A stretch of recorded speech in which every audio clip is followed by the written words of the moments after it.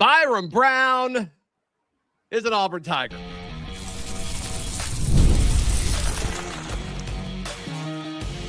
You are Locked On Auburn, your daily podcast on the Auburn Tigers. Part of the Locked On Podcast Network, your team every day. Tuesday morning at 8 a.m.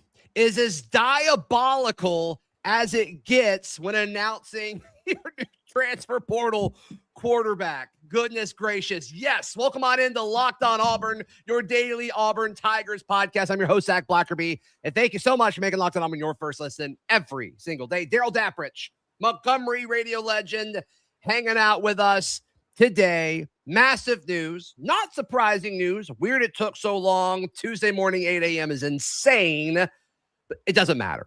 Everything up to this point now, it doesn't matter. What matters is the result. And Auburn got one of the best players in the portal, one of the best quarterbacks in the portal. Sounds like they paid up for him, and it's worth every penny to get a quarterback that is as proven and as productive as Byrum Brown is, Darrell. Happy Byrum Brown Day to you. Man, I've got so many things and so many takes on this. Some might surprise you a little bit. This is obviously one of the worst kept secrets in college football. Sure. We knew this was going to happen. We kind of got word this may happen last night, like around 8 p.m., which would have been more diabolical than I think 8 o'clock this morning, personally, because media is up. I disagree. Yeah, I know, because you're not Gen X. It's getting ready for bed at that time. No, I just think at 8 o'clock on a Sunday night, I don't know. To me, the world isn't as alert, awake, aware. Monday night. Sorry. Yeah, I got those confused. As opposed to first thing in the morning after the business day has started and that kind of thing. So great news. Exactly what Auburn needed. A lot of the national pundits and the national guys had him, very, very, very high. Real quick, we will continue on Byrum Brown, and we will link back to this in a moment. This is live for folks watching it after the fact. A prediction for Kansas State offensive lineman Devin Voss has been logged by Jeffrey Lee. So a lot of people in the chat saying, hey, we need offensive linemen. This might be the first step to that. We'll loop back to that in a second. Right now, the first part of this is obviously about Byrum. Just wanted to make sure that was known. I was actually going to mention that later on in the program because I saw that about an hour ago. So yeah, what happens is it's all connected. It's all related. It's the circle of life, Simba. You start getting players like Byrum Brown, and what happens, Zach? More receivers want to come. We already saw Koger. Jace Brown's in play from Kansas State. This is all about Byrum Brown. I get it. But he is the glue. He is the first piece that brings other pieces to the table. And so national guys had him so highly ranked. You look at the footage, you look at the film, the numbers don't lie. What I'm trying to do, and I hate that I'm even saying this because I'm very excited, and I think this is piece one, is I'm trying to temper my expectations as to not feel like what happened when I was so excited that Auburn got Peyton Thorne or last year when Auburn got Jackson Arnold. This feels different, and I think it is different, but I guess having been there before and having gone through this twice, I am in the mode of, I think it's a great get, and now I'm ready for him to show me. And until that happens, I'm going to just temper my expectations just a little bit. That does not in any way damper my excitement. I just don't want the expectations to be off the chart and be unrealistic after what we saw happen in the last two quarterback commitments. Yeah. Did you see Justin Ferguson's tweet from earlier today? Yes, I did. And that's what's making it very difficult for me not to This is a tweet from Justin Ferguson, auburnobserver.com. Go subscribe to him. He does an outstanding job. This is a tweet. Fun fact, Byrum Brown plus Joel Gordon will be the first time Auburn has had a starting quarterback and an offensive coordinator who were together in the previous season since Jarrett Stidham plus Chip Lindsey. Now, remember, that's the 2018 Jarrett Stidham, Chip Lindsey, which was not as good. Not 2017, which was the first year together. Still wild. Also, though, and then go it ahead. keeps going. Yeah. First time for multiple consecutive seasons since Brandon Cox and Al Borges. And that was good. That was successful. That was productive. Yeah, that worked out. It's like this. It's like asking for a Christmas present and you really want it and you get it. That still doesn't make you less excited when you open up the present, even though you know it's coming, right? This is kind of what I feel like with Byrum Brown, but I'm just trying to temper a little bit of the expectations because he is moving it up to SEC. But remember, he had good games against Miami and he had a good game against Florida. So I have no problem thinking that he can't do some dynamic stuff in the orange and blue. Yeah, and the people that downplay the level of competition, like that's fine, but you can't excuse production. The production of passing for 3,000 yards and rushing for 1,000. Let's go through that list together. Numbers don't lie in this particular scenario. You can't. Right. You it's can't like, oh, well, that. it's against group of 5 competition. Like then why doesn't this happen more? Mm-hmm. Why doesn't this happen more? Here's the list. You had Dan Lefevre at Central Michigan in 2007. Okay. And then you had NIU do it 2 years in a row, one with Chandler Harnish and one with Jordan Lynch in 2011 and 2012. Here are the rest of them. Vince Young, Johnny Manziel, Colin Kaepernick at Nevada when he ran that pistol offense, Deshaun Watson, Lamar Jackson did it back-to-back years in 2016 and 2017. Kyler Murray, Heisman and first overall pick. Jalen Hurts, won a Super Bowl. Jaden Daniels, Heisman Trophy. Let's make sure the caveat is Jalen Hurts did that at Oklahoma, not Alabama. Correct. That's correct. Yes. And I'm glad that you said that. Yep. And then it's all these first-round picks or Heisman winners and Heisman hopefuls, and then Byrum Brown. Yeah, aren't you shocked Cam Newton's not in that list? Because he came close. What was his passing? Like I think it was like 2,800 yards. Yeah. Because they ran it so much and they had Dyer and, it was a little bit different. I think that took away from it. But listen, different age of college football too. I don't care. Even if you did that at the FCS level, Cam Ward did something like that if Cam Ward would have rushed for 1,000 when he was at Incarnate Word or whatever, people were falling all over themselves to get him. Right. So I'm not saying he's Cam Ward, but I'm saying those numbers are elite. They're in a whole different stratosphere when you throw for 3 bills and run for 1,000 as well. It really, Zach, defensively puts the defense at such a disadvantage. Yeah. Because what are you going to do? How are you going to play him? Are you going to spy him? It's just going to be a lot of fun. And again, he knows the system. That's the beauty part of it. I will say the difference between this and the other two that I mentioned being a little bit leery was that Thorne was coming in, learning a new system, playing for a new OC. Jackson Arnold coming in, learning a new system, playing for a new OC.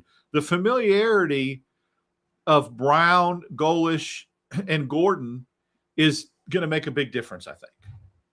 Yeah. And throwing it to dudes that you know too.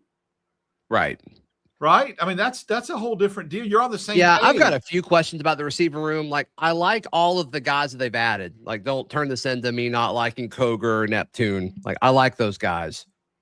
But I would like to see some receivers soon. I think we will, that aren't, South Florida receivers. Yeah, and Jace Brown would be number 1 on my list on that. I like the Hooks kid too, but I'm hearing reports that he canceled his visit on January 8th. Yeah, I think I saw Hoke put that out there. Yeah. So, I would love Jace Brown. I think that'd be awesome. Very dynamic. Kind of reminds me of Singleton, honestly. Eric Singleton.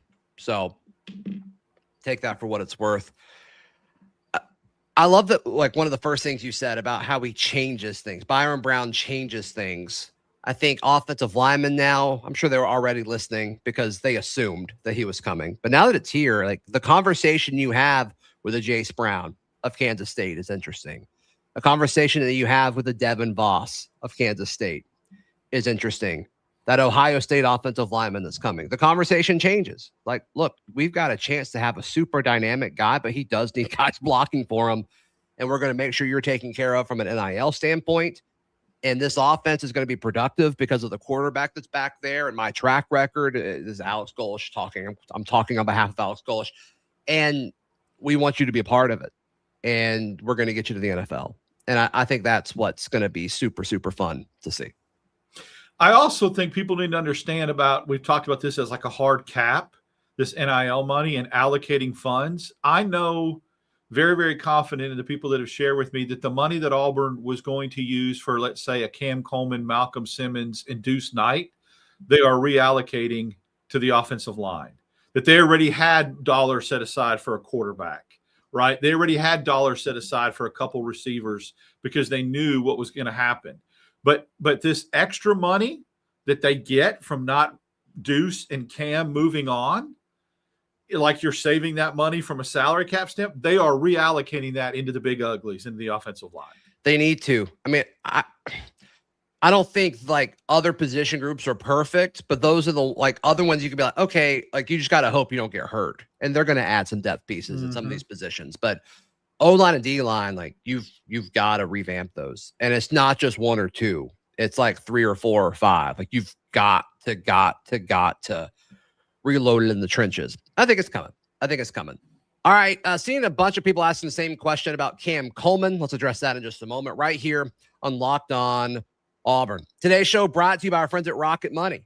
Rocket Money, an incredible app. Darrell, we all have all these different subscriptions right now, and you forget that you're paying them, or you think maybe you sign up for a trial of one, and you're like, I'll remember, and you don't. Rocket Money won't forget. No, I've got something, a testimonial. There's a difference between these money management apps that you've been seeing advertised a lot on television and Rocket Money. You want to know what that is, Zach? I learned this because I did research. Rocket Money does the cancellation thing for you. In the app. These others don't. And Rocket Money will also do a negotiation for you if you need to, as far as what you're paying. So these other places may show it, they may budget it, but you can't just press the button and cancel. Rocket Money, a key differentiator. Let Rocket Money help you reach your financial goals faster. Join rocketmoney.com/locked-on. That's rocketmoney.com/locked-on. Once again, that is rocketmoney.com. Say it with me, everybody, /locked-on. Let's go. Thank you so much for making Locked On Auburn your first listen every single day. Seeing a lot of people saying, can the addition of Byrum Brown bring Cam Coleman back? And the answer is very simple. No.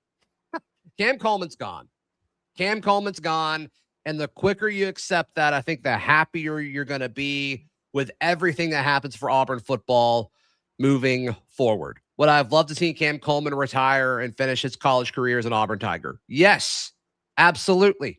But it's not going to happen. Communication between him personally and the staff, I think, is dissolved. And I think that's more Cam Coleman's decision. I don't think it's a lack for the staff making sure Cam Coleman felt valuable. This is a Cam Coleman decision. And that's just something we've all got to be okay with. If you don't want to be here, see you later. I'm actually, and I'm probably a little bit more in the reality now that it might be a Texas Tech situation with Cam Coleman, and I'm a lot more happy with that than him playing in the SEC, especially since they got with a quarterback from Cincinnati, spent $5 million on Sorsby. Texas Tech has so much money to throw around at players right now that it's become the Texas 3 that it's down to. And I'm just hearing now that Texas Tech is a real threat, and I would be okay. He would eat in the Big 12. That is my preferred choice. If I could pick where he goes, go to the Big 12. That'd be so fun. Especially they're a playoff team this year. They're not looking to recede at all. That seems like a good fit. Yep. And you're just not going to play him, which is nice. I would like to not have to play Cam Coleman this year. Let's talk about Devin Voss for a second. Interior offensive lineman, Kansas State. Our Kansas State host, Christian Rao, really likes his game. Was kind of a late surger in the season, and they kind of accredited him for being a big part of why their rushing attack got better over the course of the season.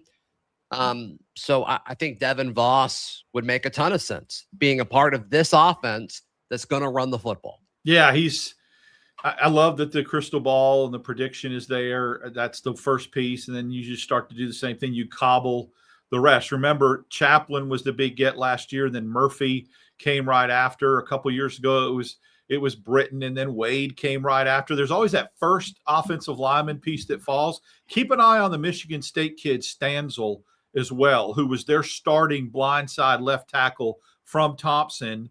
and they are really upset to lose him. He's in the portal, and I know that Auburn has some connections and reached out to him. So that would be another one besides the Oklahoma State kid.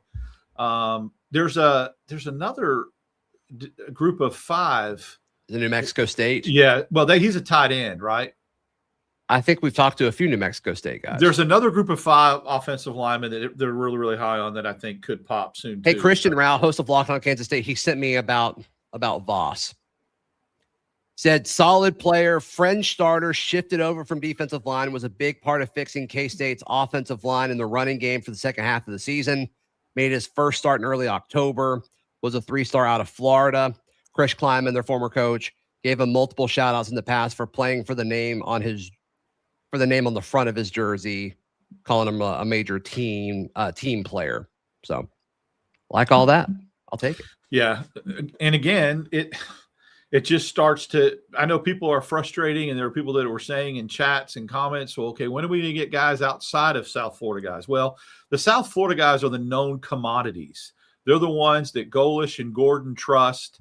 They know the system. You get them, and then you use them as bait to lure other big fish, the Vosses, the Stanzels, the Jace Browns, that kind of thing. I think Singleton is just imminent to announce as well. I'm very excited about Coger. Very excited. There's a lot of people that and I know that are affiliated with South Florida that feel like Coger was the one they hated to lose more than Singleton.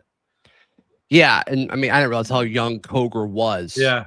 Until doing a little bit deeper of a dive about a week ago. Yeah, Coger and then Fred Gaskin are the two I'm most excited about. So, I mean, obviously Byrum Brown is. I like the tight end. I like the tight end a lot. Of course, I think Auburn will get a couple more tight ends. Yep, they're in the market. The kid from Howard, the other kid from New Mexico State you talked about. I don't know if they're still in on Pittman from Florida State or if that ship has sailed. Seems like he's trending elsewhere. I think he got a bag somewhere, which good for him. We'll see how competitive they want to be with that, but. And then I think Keyshawn Singleton announces at some point either today or tomorrow would be my guess. Byrum Brown at the basketball game tonight. Do they make a special?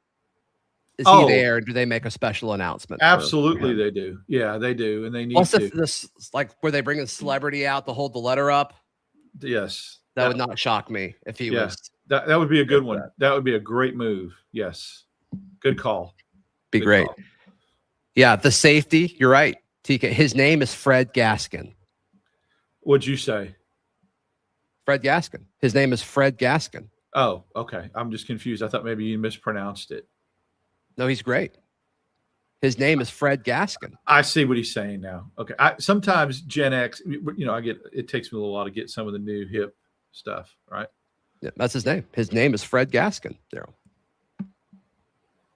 Any other thoughts before we wrap up on Byrum Brown or anything? Buckle up for the next week. It's going to be a lot of fun. Buckle up. It's going to be a lot of fun. And I think we talked about some of this stuff popping over the weekend. Some did. I was surprised that Brown went all the way till Tuesday before he, announced, but that's fine. At the end of the day, it is what it is. And I'm ready. Tuesday at 8 a.m. is still, it's crazy. I was actually it's not a big deal, but it is kind of wild. It's funny. I was on a radio hit at WNSP in Mobile, and they asked me, when do you think Brown commits? And I said, I think it's imminent. I think he'd be at any time now. And Michael Bronner says, well, you were right, because guess what? He just announced while I was on with them. Oh, you were doing a radio hit when it happened? Yeah, at 8 at 8 a.m. And I was on for about 5 minutes, and they kept asking me, what do you think? What's your prediction? I said, by the end of today, he'll pop. It's imminent. How awesome would it have been if you were by the end of this? If I was like, by the time we get off the air, I think he'll announce. Right. That's crazy. Cool.